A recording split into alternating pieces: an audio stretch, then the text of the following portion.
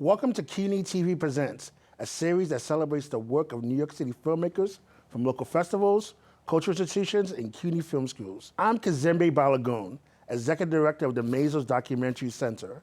With me today is Nasri Zacharia, film instructor of the Vanguard DocMakers Program at the Maysles Documentary Center. Welcome, Nasri. Thanks, Kazembe. I'm glad to be here. In today's episode, we'll meet 4 of the talented young filmmakers who took part in our Vanguard DocMakers Program, a workshop lab for young, upcoming filmmakers. They'll share insights about their films and the creative journeys behind them. Let me tell you a little bit about them. Briana Moncayo Campoverde is a Bushwick native and a filmmaker who studied anthropology and digital media at John Jay College. As a Vanguard DocMakers Fellow, she created a moving film about the Mariachi Reyes family exploring faith, addiction, and culture. She's focused on uplifting first-generation Latinx communities through storytelling and education. Soul Verdugo is a Latinx filmmaker working in the experimental scene since 2019, guided by mentors at Purchase College. Their short film, Who Am I?, uses a poetic documentary style, blending abstract visuals and emotion to explore mental health and the hope for healing.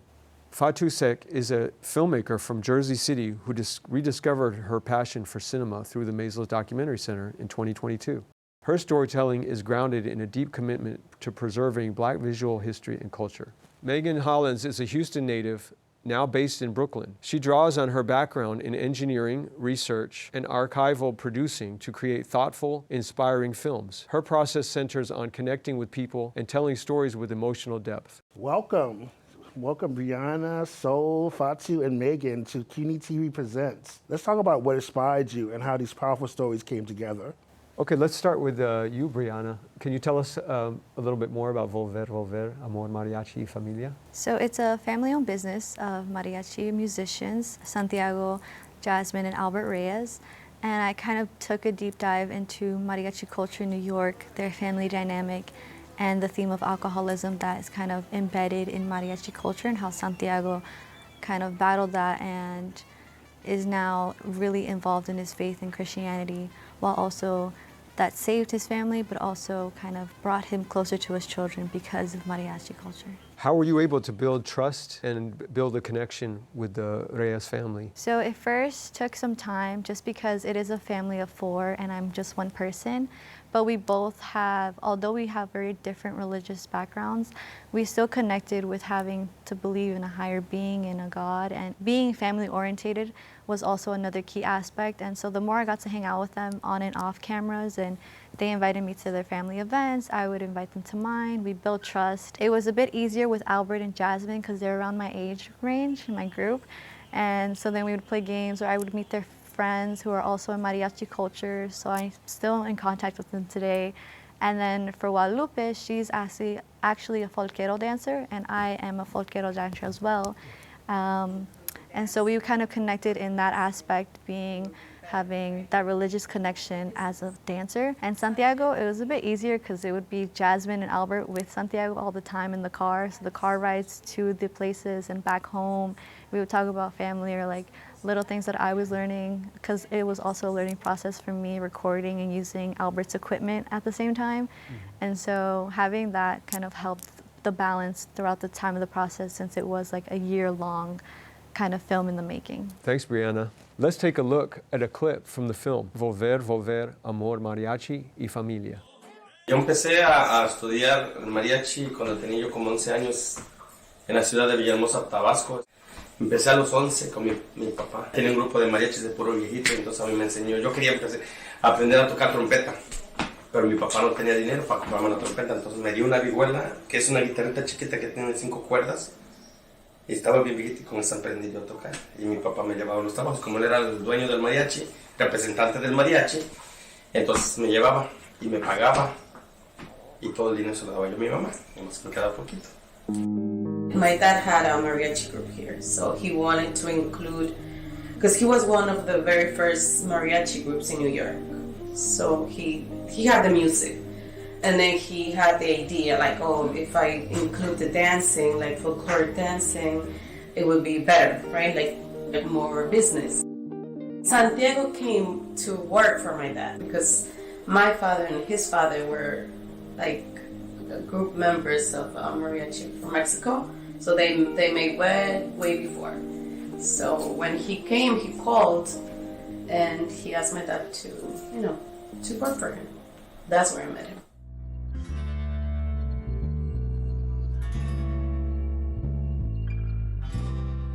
So, your short film, Who Am I, is so original and experimental. Please tell us more about it. Yeah, of course. So my film, Who Am I, is myself wanting to give a visual representation of when I would go through an episode of dissociating. And by the end, 3 films that I want to make on my journey with mental health. And through the poetic mode with the documentary, I've been able to learn that you're able to give such a raw and emotional message through visually expressing that. What drove you to want you to tell the story? I am extremely grateful to have found the just film when I was younger, because I never realized with film you're able to share a story, and you're able to share it in so many ways, whether that's through just a sit-down based interview, whether that's just a conversation with friends or peers, or not even having to say a single word, but just show it. And I realized that everybody has such beautiful stories, and I realized that I myself am human, and I feel like I should deserve to also say what goes on in my brain. Wow, that's beautiful. Can you tell us about the visualization process? What brought your vision to life? I essentially at first did this story with a friend, because I have a friend that also goes through just similar stuff that I would go through. So I answered all of the questions to them, and then they did the same for me. And so I essentially made this film in total. I think it was like 5 different times, just like 5 different people. And just in a way how my brain would like think would be then to essentially like mesh all of that into like one, to make it like very like chaotic, but like at the same time like peaceful. Because that's just like how like my brain works, and just how life is as well. It can be so beautiful and so incredible one moment, but then so chaotic and so just like fueled with like anger and fear, but like that's all right. One of the biggest factors in this filmmaking and storytelling process is editing. And can you talk a little bit about the process of editing in terms of finalizing the film? So I'll be completely honest with you, I think that took me like close to like a year of like truly doing it, because like originally at first, like my rough edit, I think I had like over like an hour, but I ended up just condensing it into like, I think like 4 minutes, because it was just a matter of like overlap in like visuals to then overlap in like sounds, and then like I can go into so many technical, but like it's just like overlapping, but making it like not make sense, but make sense. Wonderful. Let's take a quick look at the clip from Who Am I? You try to not let it get to you. I try to work towards something better, but it just feels like I'm drowning at times. But I just want to say to my future self that it'll be alright.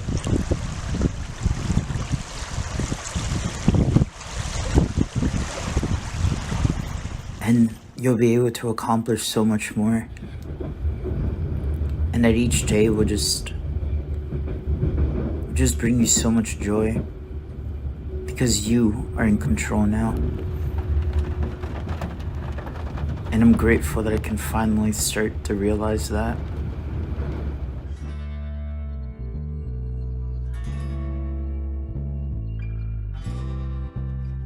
Fatou, your film is a poetic and almost dreamlike window. Can you tell us a little bit more about the Free Black Women's Library? My film is a portrait on Olaronke Akinmowo, who's the founder of the Free Black Women's Library. And she's a local from Bed-Stuy. She's lived there her whole life. But at the beginning of the millennia, there's obviously a huge shift in the demographic of Bed-Stuy. And she also realized that there's a serious lack of third spaces for people to just exist and not have to spend a lot of money. So she founded the library 10 years ago, and now it's open to everybody. and a lot of the locals enjoy themselves there and support it as much as possible. It's such a personal film, and I'm just wondering how you discovered the space. Were you involved in the community before you made the film? So all the events that they have at the library are free, and I went to a sound meditation bowl class that was really cool, and I left my keys there, and they're only open at very specific hours, and I had work when it was open, so my keys were there for like 2 weeks, and I think that just kind of made me think of the library a lot. And at the time I was struggling to have a subject for my documentary, and then it clicked for me to do it on Ola. Can you talk a little bit about how you came upon shooting in Super 8, and was it partly because of the program we did with the Echo Park Film Collective? For sure it was. The Echo Park Film Collective did a Super 8 class with us. My film actually didn't come out. Like, every time I've done the class, none of my film comes out. I don't know why. But it definitely inspired me to start shooting on film. Even though it is very expensive, I think it's an investment that I have to do because I don't really like how my films look when I shoot on digital, unfortunately. So Lily and Ellie really taught me a lot about the camera logistics and how to bring a vision to life from your head. And tell us how you decided on the style for editing, the whole stylistic look that you did, which was really unique. I know that documentary can be kind of formal with the way that you structure it, but I feel like the class really allowed us to do whatever we want and get really experimental. And I think a lot of my editing style inspiration was from music videos, because that's just what I watched a lot as a kid. And I think I like that you can do anything in a music video and you don't have to fit into like a specific box or story timeline. So I was inspired to do those for sure. Thanks, Fatou. Let's take a look at a clip from the Free Black Women's Library. My name is Ola Akimolo. I am from Bed-Stuy, Brooklyn, and I'm the creator and director of a social art project called the Free Black Women's Library, which I started in the summer of 2015 with 100 books written by Black women. Flash forward to now being 2023, and the project has grown into a community care space that features over 5,000 books written by Black women and Black non-binary folks.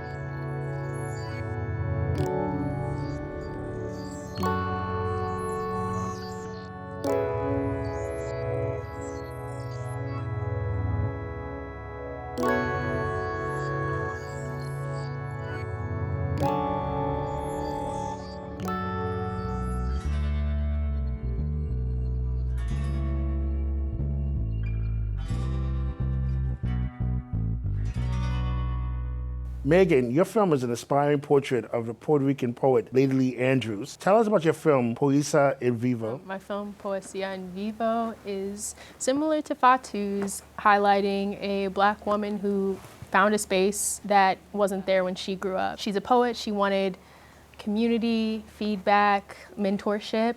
And she created that in her living museum called The Poet's Passage in San Juan. And she's been hosting open mic nights for 20 plus years. So highlighting that story. Let's talk about production. What was the process of shooting and how did you capture your footage in the trip? Initially meeting Lady Lee, I didn't capture any footage, but I did pre-interviews on Zoom. And then of course our initial meeting. And then I went back a year later and used the resources that I had. My dad's a photographer, so I took his Canon, made it work, and yeah, I had my two-person team, myself, my aunt, and we just shot that way. So it's wonderful. Tell us a little bit about what's your vision of life in the editing room. Editing, ooh. So I would say YouTube University. I didn't know how to edit. Maysles provided the space in Adobe, so shout out to the program for providing that. And I saw some short films that had a similar through line about a singular person or subject, and if I saw something that I liked, I would Google, how do I do this transition, or how do I make the text do this, and then that's how that goes. Do you see any similarities between yourself and the subject that you filmed? Oh, for sure. I feel every film I've made thus far has been a film for myself.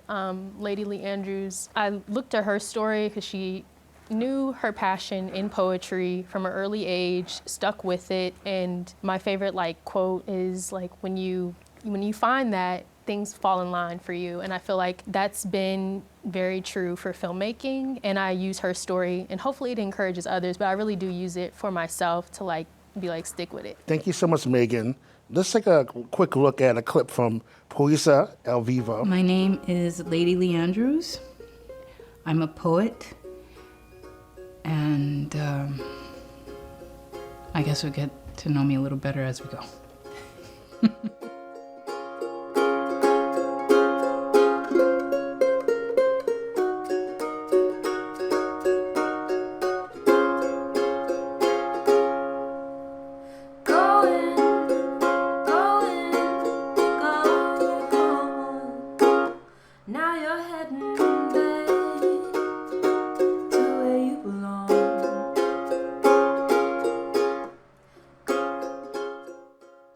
Well, because I loved poetry, I sought poetry out in any book. My aunt's house here in Old San Juan she had this huge library. That's the blessing.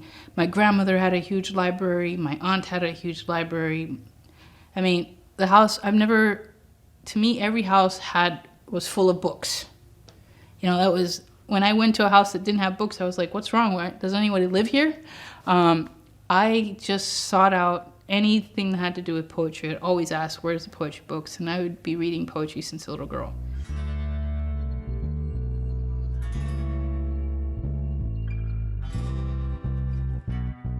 Thanks for sharing your films with us. We were delighted to have you all as part of the Vanguard DocMakers Program. At this point, let's share a brief overview of the Maysles Documentary Center. The Maysles Documentary Center is going to its 20th year as Harlem's premier documentary film and education center. Founded by the legendary pioneering filmmaker Albert Maysles, MDC acts as a thriving hub for filmmakers across generations. Our intimate 50-person screening room serves as Harlem's living room, premiering a host of directors, producers of the documentary form. In line with our founder's mission, we are proud to have trained scores of young filmmakers over the past 2 decades. I want to discuss the experience with all of you. Briana, let's start with you. How did your experience and training at Maysles help shape you as a filmmaker? I think all of us in this room can agree that we first entered the room knowing fundamentals of filming and kind of different angles and cinematic shots, but it wasn't until we got into the program picking up and being challenged in a way of we get to tell anyone's story, whether it's ours or someone else's, and how we go about that is we're our own directors. So having to approach my idea with Mariachi Reyes, they're very famous, I was so nervous, and having that support from fellow peers and you as well and other people in the center kind of supporting it and kind of being throughout the whole process from the beginning to end and then seeing the final product. I remember in the film festival at the end of the quarter, we always have a film festival, and at that, everybody was just so amazed about it and we kind of cheered each other on. And having to go on trips, whether it was to museums or having speakers come over and panelists, and also outside the Maysles Doc Center as well had invited guests over to show their films, and one in particular that was a mariachi film as well that I went to. And kind of learning the different types of films that there are. We see that there's Super 8, there's different cameras, different lenses, there's experimental, there's poetic. How you go about it is kind of up to you, which I learned more about at the center. Soul, how about you? I came into this with just a little bit more knowledge in film and all of that jazz, because I went to SUNY at Purchase for film/cinema studies. And I was extremely grateful for this mentor. Their name is Lagai Romero. Such a beautiful spirit. But they introduced me to Nazaria, and I think one thing I'm extremely grateful for is being able to know my fellow peers and being able to collab, whether that's within in the film or outside the film. It made me realize that it is okay to show our films. It is okay to just just to make stuff, and it doesn't have to be this picturesque and perfect thing. because in the end of the day, you're telling a story, you're just telling a story. It can be, you can say like 1,000 words, you can say no words. As long as just like you as the individual feel like content and like just honestly just have your like heart feel warm with what it is you're producing. I was really grateful to have my confidence boost being able to collab with my fellow peers. So that's something I'm very happy for, being in the program.